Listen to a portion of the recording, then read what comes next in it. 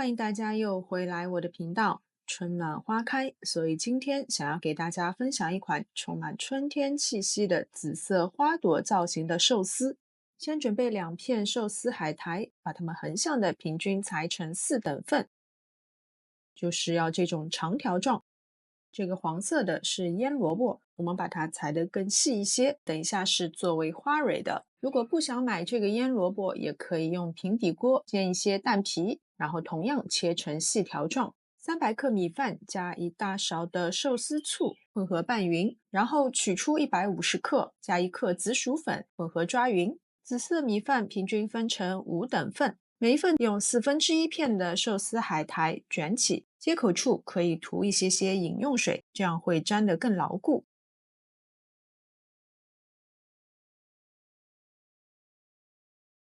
切成细条状的腌萝卜也同样用1/4片的寿司海苔卷起，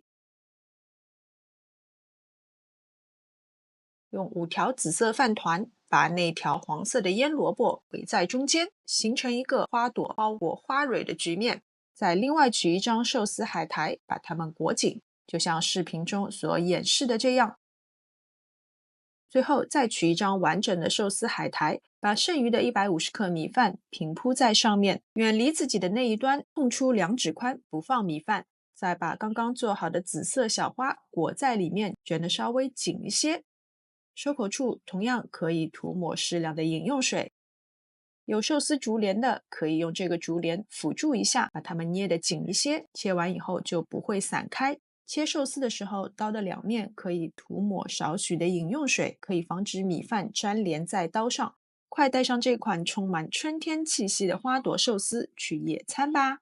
好了，今天的视频就到这边，非常感谢大家的观看，我们下次再见。